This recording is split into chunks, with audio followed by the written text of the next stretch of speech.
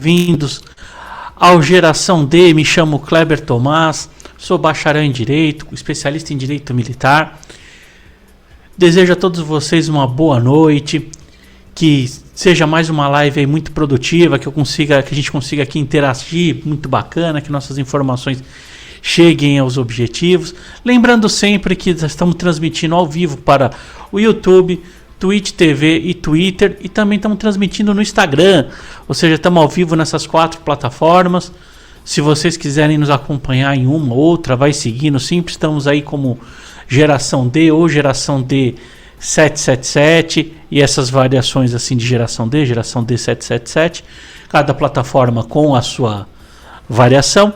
E o que a gente vai falar é o que o governo declarou guerra ao agronegócio. E para quem aí não está acostumado, aqui pessoal de São Paulo não consegue ver às vezes muita importância ali do agronegócio e o quanto movimenta, é só você dar uma olhada que não existe nada ao nosso redor aqui que não é oriundo do agronegócio, ou seja, tudo que você come vem do agronegócio. Lógico que a gente vai ter aquela cultura woke falando dos produtos, dos pequenos produtores, mas gente, isso é uma ficção. Os pequenos produtores, infelizmente, eles têm que se modernizar e se transformar em verdadeiras pequenas empresas, porque sem maquinário, sem uma linha produtiva, a gente vai ter fome nesse país, fome no mundo. Porque as coisas produzidas organicamente, artesanalmente, como essa cultura woke que às vezes quer pregar para a gente, quer implantar para nós, ela é uma coisa que não tem sustentabilidade, ela não tem lastro, porque a gente precisa de uma produção muito grande, que nem o pessoal às vezes pega essa cultura woke, sou vegano, porque eu não vou atacar os animaizinhos, eu não vou estar depredando a natureza. Meu amigo, se você vai comer soja, você vai ter que comer proteína de alguma coisa, tem que ser plantado, tem que ser feita a cultura da terra. E o número de pessoas, cada dia crescem mais pessoas, é uma questão aritmética, é só você fazer. É uma progressão geométrica. Você põe lá 2 pessoas, geram mais uma ou 2 pessoas. E aí vai se multiplicando, ou seja, só se aumenta o número de pessoas. E aumentando o número de pessoas, o milho ele tem a limitação dele de produção de 3 espigas. Lógico, fazem um melhoramento genético. O Brasil é tradicional nisso, é pioneiro, é campeão nisso de melhoramento genético, mas temos uma limitação. Então precisamos ter uma colheita que consiga uma produção autossuficiente ali por hectares, por maior número de saca, um melhor aproveitamento. Isso inclusive é até bom para a natureza, porque se num hectare você produzir muito mais do que você produziria em 2, 3 hectares, você não precisa avançar as áreas naturais. E o Brasil ele tem uma legislação ambiental fortíssima, uma legislação ambiental do local que você estiver no Brasil, você tem que pegar 90% da sua propriedade privada e destinar ela à proteção ambiental, ou seja, você não pode nem sequer relar lá dentro, não pode entrar gado, não pode entrar nada. Então, ou seja, às vezes você compra uma propriedade, você paga pelo 90%, porque isso que é bom deixar claro, que às vezes quando a gente fala dessas leis ambientais, como tem essa muita pressão da cultura woke, esse muito forçar de barra da cultura woke, acaba se ficando certas coisas mistificadas. Então vamos entender o negócio.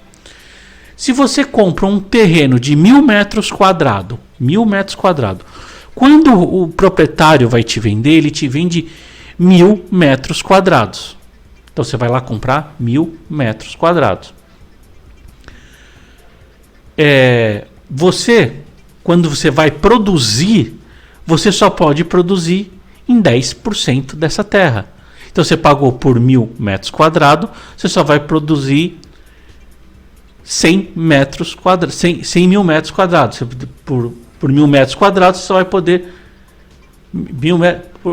me confundi nas contas. O pessoal do direito não é bom nas contas, mas só para você entender, você vai comprar sua terra pelo valor cheio.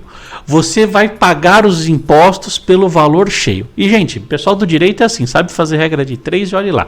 Que se eu fosse bom de exatos, eu tinha feito agronomia, tinha feito economia, tinha feito engenharia, tinha feito outras coisas aí que são até bem mais remunerada que o direito. Mas como a gente gosta da área de humanas, é o dom que nós temos, então áreas de exato é difícil. Mas vamos lá entender nessa questão. Se você tem a sua propriedade, você vai pagar imposto pela totalidade, você compra e vende a totalidade, só que você só pode usar 10%. E 90% você tem que conservar. Então isso é uma proteção como não tem lugar nenhum do mundo. Você vê, se a gente pegar a Europa, que critica tanto o Brasil, que ficou o Macron lá, a Greta Thunberg, junto com a Anitta e Leonardo DiCaprio lá, e matar as girafas da Amazônia, sendo que a gente nem tem esse animal aqui. Lá, por exemplo, você pode fazer ao contrário. Quando você compra a terra, lá você só precisa preservar 10 a 5% da terra. 90% da terra você pode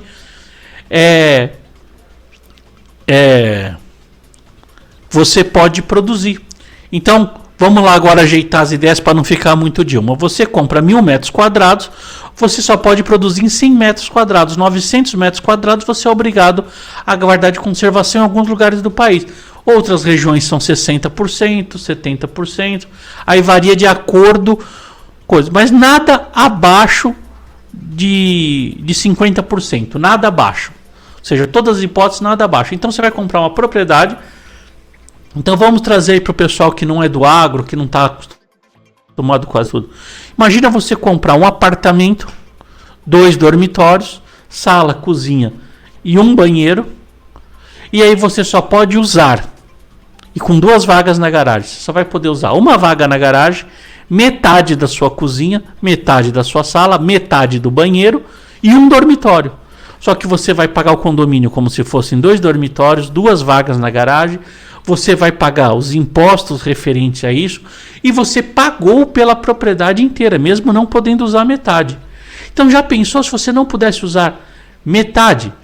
Já seria um absurdo. Imagina 90%. Então eu compro um apartamento com sala, cozinha, 2 vagas, banheiro, sala, e eu só posso usar um dormitório.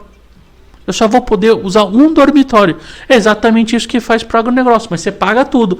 E aí quando você vai lá na reunião de condomínio discutir, fala, não, mas você tem um apartamento de 2 dormitórios com 2 vagas na garagem, com 2 elevadores, sala, cozinha, banheira, cozinha grande, área de serviço, mas você fala, porra, mas eu só posso usar o banheiro.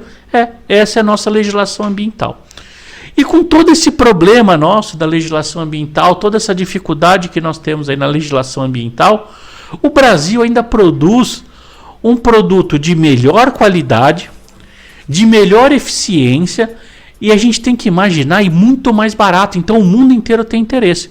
E qual que é a característica diferente lá na Europa? Na Europa, eles estão tão atrasados, eles estão tão devastados, eles estão com tantos problemas lá sérios no ambiente deles, que eles só conseguem produzir com subsídio. E subsídios altíssimos do governo. Então qualquer país europeu, por exemplo, o nosso maior concorrente de soja é a França.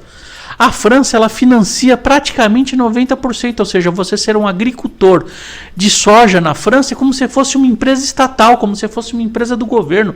Você trabalha basicamente com o dinheiro do governo, com o governo comprando a sua produção, então, ou seja, é tudo subsidiado. E no Brasil não. E mesmo assim o Brasil chega lá na França com uma soja de melhor qualidade, com uma soja superior na fabricação de produtos, com um preço muito menor. Ou seja, nós somos campeão, nós somos os homens a ser batidos nisso. O agronegócio brasileiro é o negócio a ser batido. Por exemplo, como os Estados Unidos tem o Vale do Silício, ninguém bate eles em Big Techs, em tudo. Tanto que tudo que a gente usa, Instagram, Twitter, a internet, a própria internet é criação americana. Tá lá, eles controlam, eles são seres batidos na tecnologia. Israel, ao nível de tecnologia em tudo, eles são seres batidos. Israel, os últimos 40 ou 50 prêmios Nobel são dados a judeus. Então, assim, eles são as pessoas a serem batidas, eles são top de linha. E o Brasil é isso no agronegócio. E aí vem esses xingamentos, vem essa agressão, vem tudo isso para quê?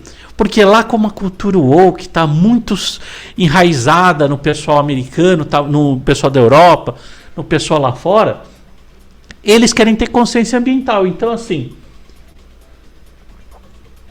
se eles pegarem uma bolachinha dessa aqui, ó, isso aqui eu recomendo, um canudinho, isso aqui é uma delícia. Você põe um leite condensado, põe doce de leite dentro disso aqui, é uma maravilha.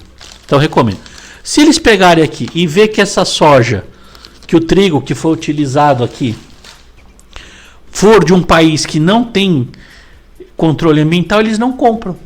Então o que o pessoal lá fora começou a fazer campanha lá no governo do Jair Bolsonaro e vieram fazendo essa forçação de barra? Para o público não comprar os produtos que teriam soja brasileira, que não teriam os produtos, os insumos brasileiros do agronegócio. Então aquilo foi uma situação toda orquestrada, foi uma situação toda premeditada.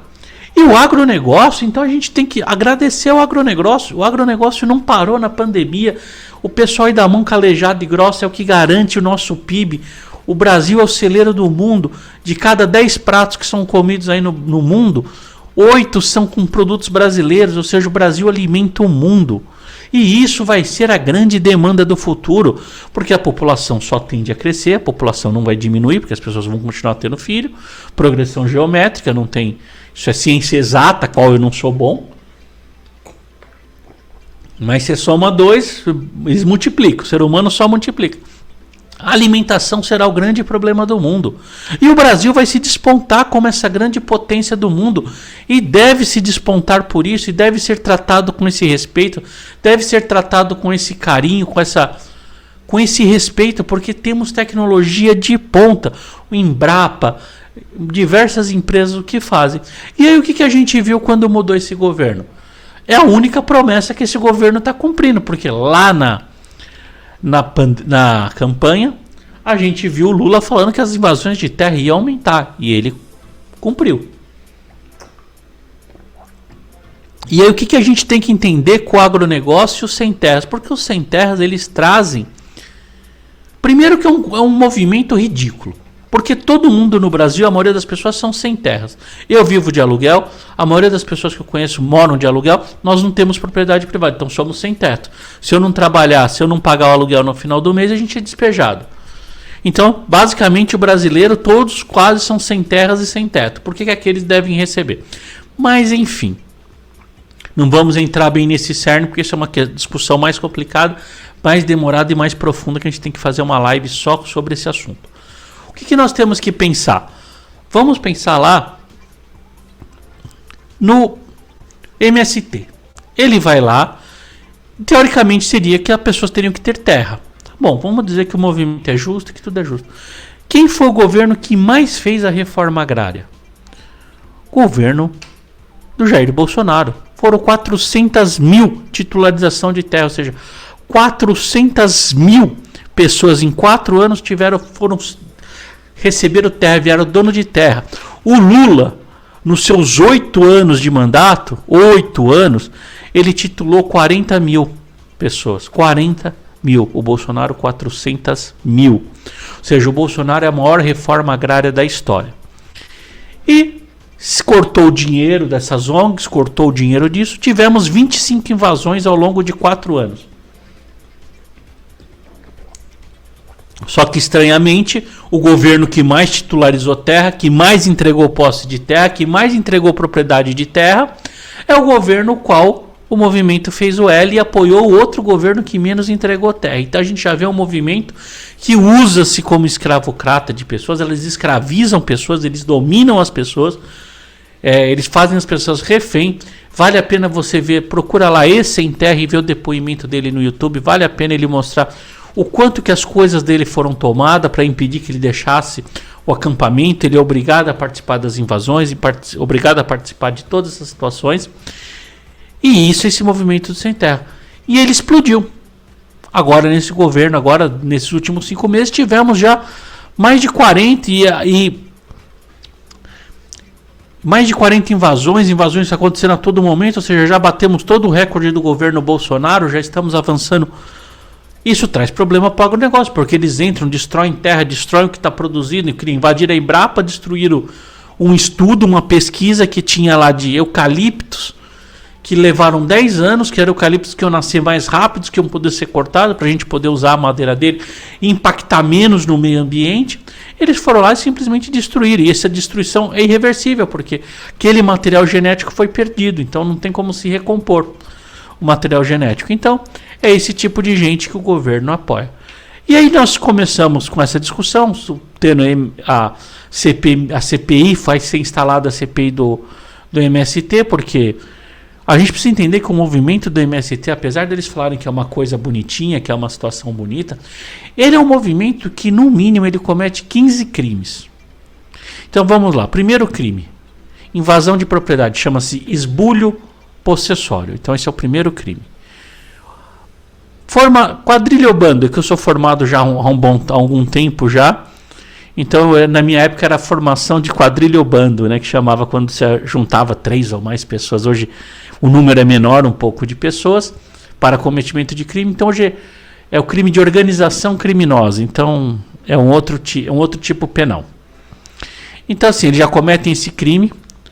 Então esbulho possessório, organização criminosa, que você pode chamar de quadrilha ou bando, se você for aí mais velho no mundo jurídico, não vai estar muito errado, porque só mudou porque pôs algumas características, algumas vertentes, algumas evoluções.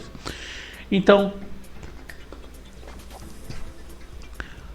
uso arbitrário das próprias razões é outro crime. Por que é uso arbitrário das próprias razões?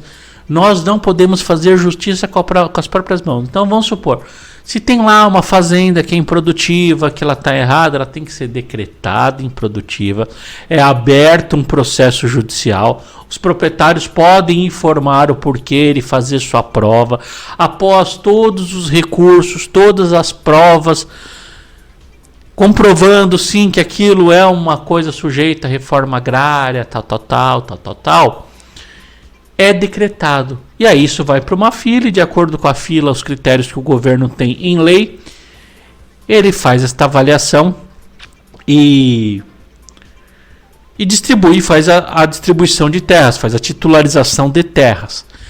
Então, quando você não respeita o devido processo legal, quando você não faz o uso do processo legal, isso chama-se uso arbitrário das próprias razões. Por exemplo, se a pessoa me roubou, eu não posso ir lá investigar e buscar e apreender o bem por minha conta, a não ser que for em flagrante e recuperar na hora. Eu não posso, por exemplo, você não pode ir lá... Um exemplo, a pessoa que teve a terra invadida, a posse dele turbada, depois que o invasor teve sua posse mansa e pacífica, ele não pode organizar um grupo de jagunço, ir lá e chutar a bunda dos caras e pôr eles para fora. Porque aí é uso arbitrário das próprias razões. Ele tem que ir lá, entrar com um processo que chama-se reintegração de posse e praticar. E quando for decretada a reintegração de posse, chamado poder público, vai lá o oficial de justiça, polícia militar e tira o pessoal na marra. Mas isso por decretação da justiça, por ordem judicial. Então tem que ser respeitado a questão jurídica, tem que ser respeitado o devido processo. Então já cometem esse crime. Cometem um crime de ameaça, porque já foi comprovado, de extorsão, porque eles ameaçam entrar e falam, olha, o senhor tem que me dar recursos aqui, tem que me dar dinheiro, senão eu vou invadir a sua fazenda. Então, eles se acampam na beira da propriedade e vão lá e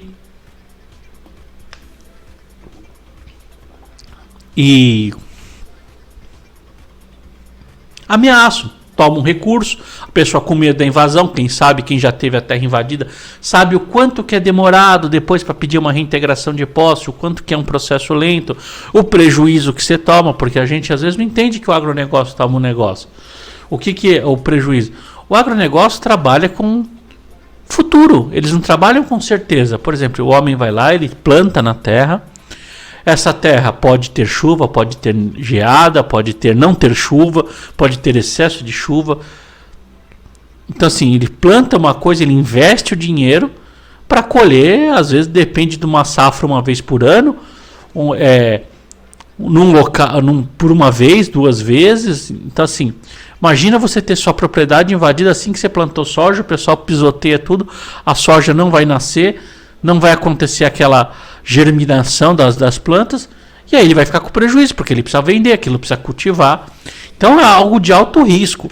O agronegócio trabalha com alto risco, porque ele investe dinheiro, ele põe dinheiro na frente, sem saber se vai ter o retorno, sem garantia do retorno e sem poder vender. Que, por exemplo, vai falar, mas isso todo comércio só que o comércio ainda tem o estoque, você pode fazer uma queima de estoque e se salvar.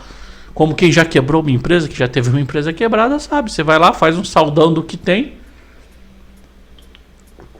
pelo preço de custo e diminui o tamanho do rombo. O agricultor ele não tem que fazer isso, porque ele comprou, jogou a semente na terra, ninguém tem como recuperar mais a semente. O produto dele é o que vai germinar, é o fruto daquela germinação, daquela plantação. Então você imagina o risco de uma invasão.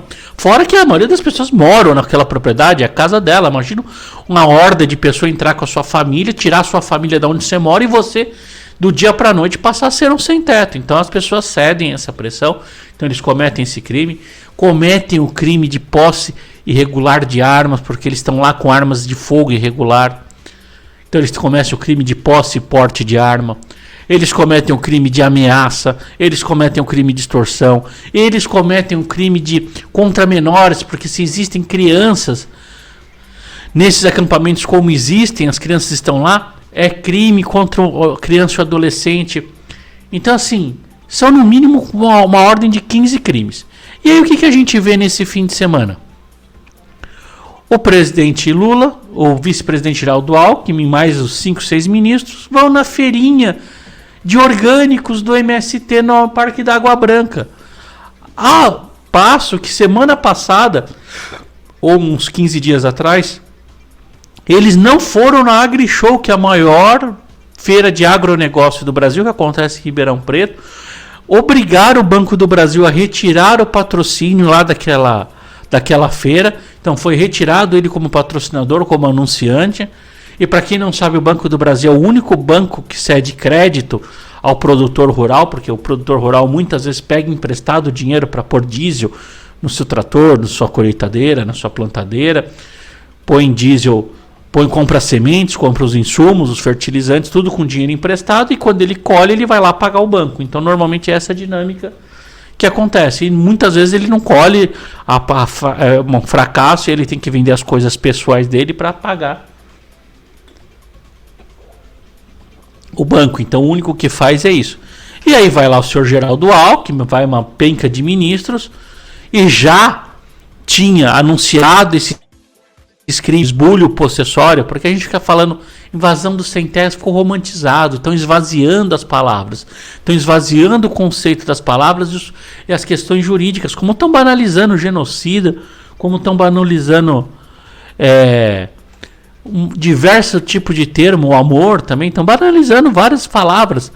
Então você vai ver ali pessoas, o que elas fazem não é invasão, porque eles têm um direito constitucional. O que eles fazem é um esbulho possessório, crime.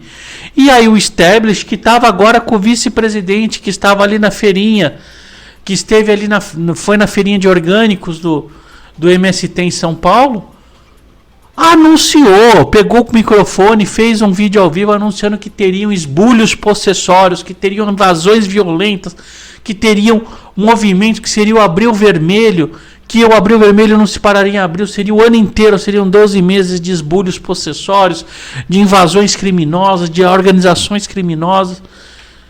E não se vê uma manifestação contra do judiciário, não se vê uma aplicação de nada contra essas pessoas. E aí a gente vê o governo dando um apoio desse, onde um vice-presidente, ninguém comparece a AgriShow, ninguém comparece lá, ninguém vai fazer sua vez lá no AgriShow, e vão lá na feirinha do MST de produtos orgânicos, que aconteceu no Parque da Água Branca, na cidade de São Paulo. Eles querem invadir São Paulo, que é uma das terras mais valiosas. Por conta... Valiosa por quê? Porque nós temos maior malha viária, maior malha ferroviária, o escoamento de produção aqui é maior. E temos uma densidade populacional, então tem mais procura. Fora o clima, questões da terra, mas para alguns produtos está lá o centro-oeste, o sul. Mas aqui ainda assim é uma das terras mais valiosas, mais caras para produção. E aí eles querem aqui, e aí eles vêm em São Paulo falar da feirinha orgânica, para Coturuoque do caramba. Coisas que não se sustentam de pé, são situações que não se sustentam de pé. Porque o agronegócio ele tem que ter alta produção, nós precisamos de alta produção. Vocês comem 2, 3 vezes por dia. Quantos quilos de arroz e feijão vocês comem por mês? O arroz e o feijão que a gente pega já é processado. Aquilo eram toneladas que foram processadas até chegar nesse produto final. Então, o agronegócio precisa ser de alta densidade.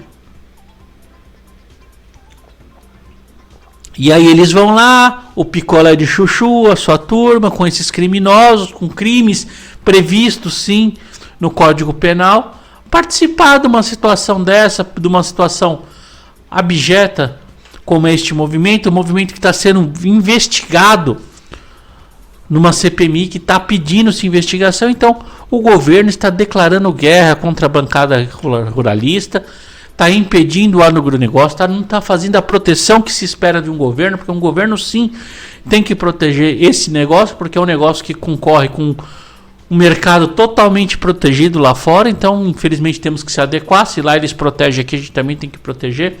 São a locomotiva desse país, são os maiores geradores de empregos, de riqueza. Basicamente todo mundo no Brasil vive do agronegócio, direto ou indiretamente, quase todo mundo. E aí vão e fazem esse tipo de aceno, fazem esse tipo de demonstração. Então isso é um absurdo. Enquanto o agronegócio está sofrendo, estamos entrando agora no período de inverno aqui na região sul e sudeste, uma situação que vai ser pesada, porque entramos na seca agora, frio, tem geados. Esse ano tem uma expectativa de ser um ano muito frio, as ondas de frio vão ser fortes. Inclusive hoje estamos passando aí por uma onda de frio bem forte, que já no litoral tá bem frio hoje. Amanhecemos com 0 graus lá em Monte Verde essa manhã, então já começou a chegar. Isso acaba com o agronegócio, isso acaba com a nossa produção de produtos. Então precisamos ajudar, pensar o agronegócio, cuidar do nosso produtor rural, ver o que eles precisam, trabalhar nisso. E o governo não está nem aí, está incentivando invasão, está incentivando organização criminosa, incentivando pessoas que não tem compromisso nenhum com o país, tem um compromisso só com política rasteira e baixa. Porque se fosse importante, eles tinham apoiado o governo do Bolsonaro, porque foi o que mais fez na história do Brasil, o presidente que mais fez reforma agrária no país. Então esse é um movimento político criminoso, e sim uma organização criminosa, um braço de violência da esquerda, que usam como um terror, levando terror ao homem do campo. Hoje o campo está sobre pânico, sobre medo. Estão retirando nossas armas, o direito de ter e portar armas. Estão dificultando, estão parando o negócio para o homem do campo não se defender. Você sabe o que é o desespero de você ligar para a polícia e ela levar 2 a 3 horas chegar, ou nem chegar, porque tem produtores rurais que moram em locais que sequer você chega de barco ou de avião.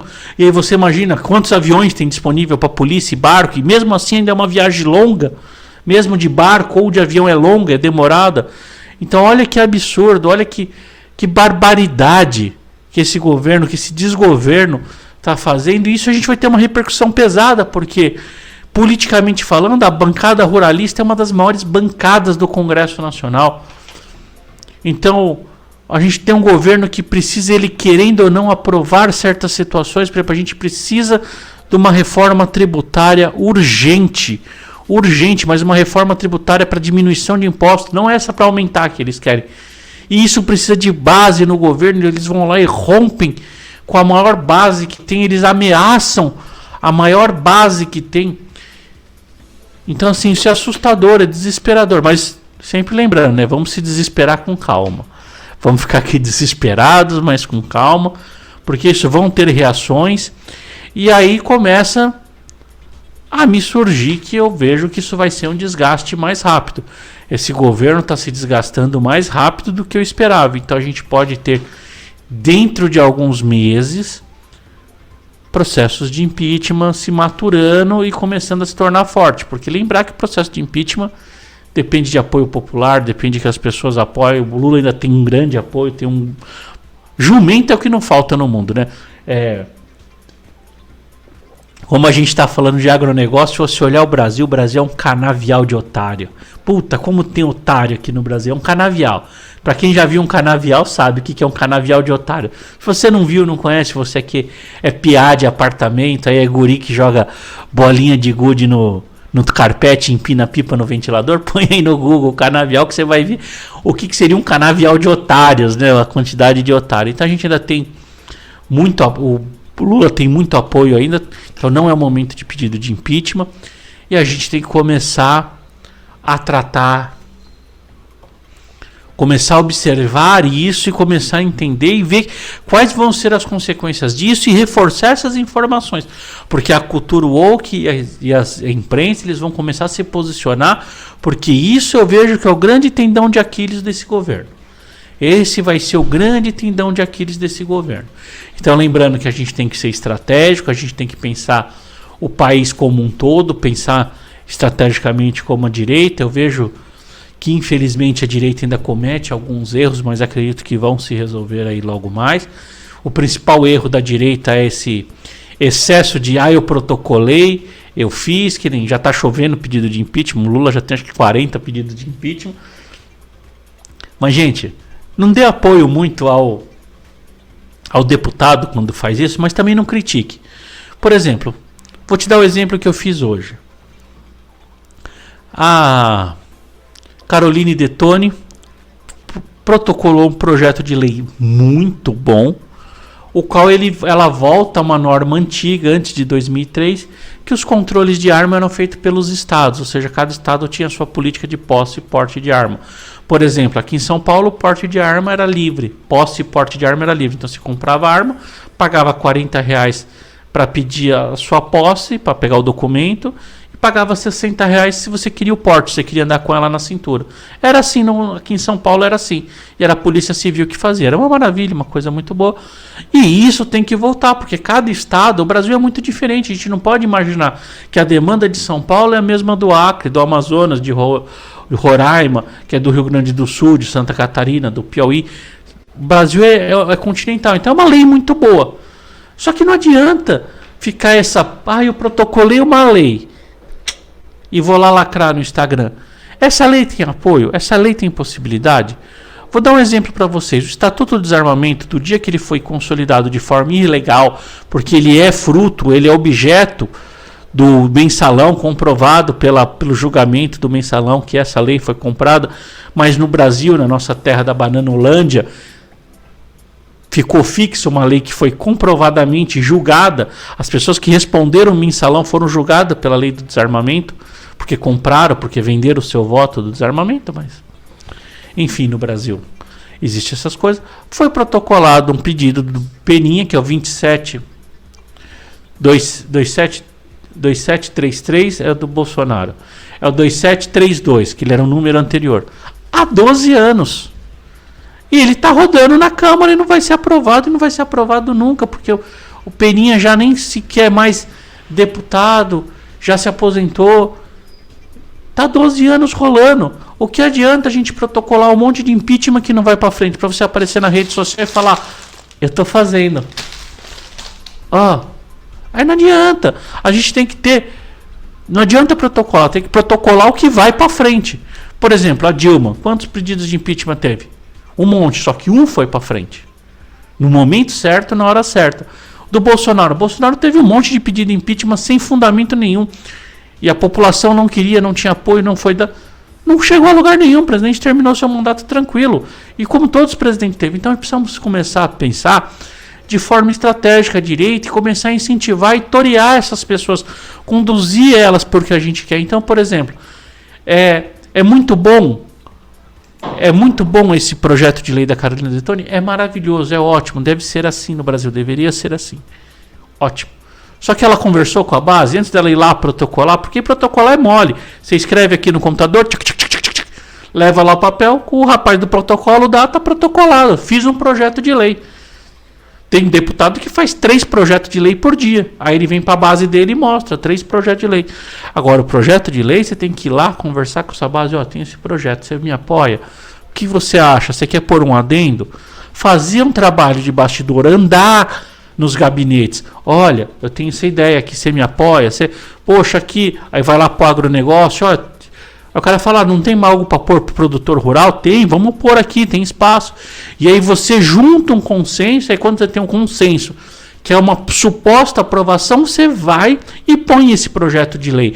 Aí você imprime o projeto de lei e protocola, porque esse projeto de lei vai andar, porque tem apoio. Agora, se protocolar coisa que não vai andar, é jogar farofa, é jogar confete para cima, é fazer traquinagem, porque E a gente tem que começar a nos incentivar, então, de forma sempre educada, quando a gente vê, fala, deputado, esse projeto, o senhor conversou com seus pares? Qual que é o apoio? Qual que é a quantidade de apoio? Qual que é a possibilidade que o senhor tem de ser aprovado nisso? Desse projeto de lei ser aprovado? Não basta ele ser um projeto maravilhoso, o qual não vai ter apoio. Por exemplo, a gente tem projeto, se vocês entrarem na Câmara dos Deputados Federais e olharem projetos, nós temos projetos de leis lá maravilhosos, projetos com imposto zero, projetos de N coisas que nunca foram para frente, estão lá engavetados. Não vai, não tem apoio. E aí que adianta protocolar? Para ele vir se eleger e a política continuar sendo boa só por um lado? Ou quando a política vai começar a ser boa para a gente? A política tem que ser boa para a gente, só que a gente tem que conduzir o comportamento deles. E não ficar só nessa lacração. Nós temos que cobrar as estratégias dele, começarmos a pensar na política a longo prazo. Maravilhoso esse projeto é. Aí se pergunta para a deputada de forma educada. Aí se ela fala, olha, não tem... Deputada, como fazemos? O que a senhora quer que nós façamos para a senhora ter o apoio necessário para essa lei andar? A senhora quer que a gente cobre os deputados? Ela vai falar sim ou não. Aí eu quero que cobre. Aí você vai lá e cobra o deputado. Olha, por favor, o senhor apoia o PL, não sei das quantas bolinhas XY? Porque assim não adianta a gente tem projetos que os pais de pets acham uma maravilha, a gente tem projetos maravilhosos para o LGBT, a gente tem projetos maravilhosos para os atiradores. Imagina, nós temos projetos lá para os atiradores que seriam maravilhosos, que deixaria a gente como nos Estados Unidos. A gente poderia se tornar competitivo no mundo mais do que já somos. E o projeto está lá há 12, 13, 15, 20 anos e nunca saiu. Tem projetos que nem vão sair porque já perderam o objeto, que a lei que eles contestavam já sequer existe. E a gente tem que ter projetos que a lei anda. Por exemplo, projeto da fake news, PL 2630, que agora querem fatiar que nem salame. É um projeto que tem apoio, porque interessa os caciques, interessa o bastidor, interessa essa nojeira que tem na política. Aí anda, você vê que andou do dia para a noite e vão andar e vão pôr em votação e querem pôr, e a população está tendo que cobrar, está tendo que brigar. Por quê? Porque interessa. Então, o deputado que for responsável, ele tem que buscar esse interesse. E se caso ele não tem, construir esse interesse. Ir lá de porta em porta, gabinete. Imagina, a gente tem um projeto de lei, projeto de emenda à Constituição, olha que maravilhoso, que replica o artigo 2º da Constituição Americana no Brasil. Seria maravilhoso. Lindo. Só que sabe quando passa isso? Nunca. Você precisa de um quórum qualificado, você precisa... É impossível. Mas o cara vai lá e põe. Aí eu pus. Eu sou o autor de um projeto de emenda que trago a 2ª emenda americana para o Brasil. E aí? Foi falado na imprensa, foi feito trabalho aqui para a população entendeu. Por exemplo, eu sou atirador desde 2003. 2003? Sim. Sou há 20 anos... Eu sou atirador esportivo, há 20 anos. Nos últimos 4, as pessoas descobriram o que significava CAC. Colecionador, atirador e caçador. E as pessoas descobriram que nós existíamos. E eu sou um dos mais modernos, 2003. Tem gente muito mais antiga nisso que ninguém sabe. Clube de tiro, os caras achavam que era sauna gay. Você ia lá, um monte de homem entrando, tudo apagado. Então veja como às vezes a gente trazer coisa, não é só protocolar um projeto de lei, nós temos que trazer essa cultura. O Bolsonaro, graças a ele falar toda quinta-feira nas lives dele, hoje os clubes de tiro são maravilhosos, todo mundo perto da casa dele tem um clube de tiro, virou, todo mundo sabe o que é caca, aí você vai até o Pavinato, fez maravilhoso, esqueceu que era o caçador, o último colocou lá, era colecionador, atiradores e Carla Zambelli, é isso aí, porque isso conseguiu um apoio. Tanto que está para vir um novo decreto que sim, vai ser favorável aos atiradores. Os atiradores ganharam porque as pessoas entenderam. A população entendeu. Então a gente tem que começar a olhar estrategicamente para a direita e começar a cobrar essa situação. Porque veja a esquerda como ela tem braço. Ela tem braço no MST, ela tem braço aqui, na escola, todas as situações. Então a gente tem que começar a se organizar. E quando um político fazer isso, a gente começa a cobrar ele, não de forma educada. A senhora tem? Ah, não tem? Deputado, o que eu posso fazer para a senhora conseguir o apoio que precisa? A senhora quer que eu fale um por um? E você vai lá, manda e-mail e liga. É ser propositivo, não é só criticar, porque também não adianta o cara querer ajudar a gente ficar atacando pedra, dando estilingada nele. Aí vai dar, aí não dá bom, aí o cara para de apoiar. Então, por exemplo, entrei lá na Carolina Detone e falei: a senhora tem apoio? Ah, não tenho. Como a senhora, que eu posso ajudar? Como eu posso ajudar a senhora a ter apoio? Falando o quê? Fazendo o quê? Aí sim a gente vai começar a ter uma política propositiva. E isso que é importante no país. E isso que é importante pra gente aqui. Gente, pra segunda-feira tá ótimo esse bate-papo. Falamos aí de agronegócio, falamos de MST, bandidagem, pólvora, política e estratégias. Falamos de tudo um pouquinho hoje. Foi um bate-papo gostoso. Vou dar uma lidinha aqui nos comentários. Desculpa, a gente não dá para ler, que agora eu fiz uma estrutura nova. Agora fica tudo aqui na frente da minha tela aqui. Eu ainda preciso organizar aqui como eu vou pôr os fios aqui. Mas a gente é analógico, a gente vai tentando. Boa noite. Fazendas produtivas da Suzana, exatamente, lá no MST. O MST está mais organizado, estrutura que todo o exército tem. Manual de regras e tudo. Exatamente, o MST... Eles têm escolas de guerrilha, eles usam táticas de guerrilha, eles trazem guerrilheiros, é uma coisa assustadora. Vamos ter desgaste do jeito que está indo, pode morrer pessoas vítimas de promessas que não é. Infelizmente, nesses processos, por ignorância, nosso povo perecerá. Algumas pessoas perecerão. Isso sempre acontece. Infelizmente, algumas pessoas escolheram votar no que a gente nesse tipo de desgoverno, nessa tipo de situação. Infelizmente somos vítimas do descaso.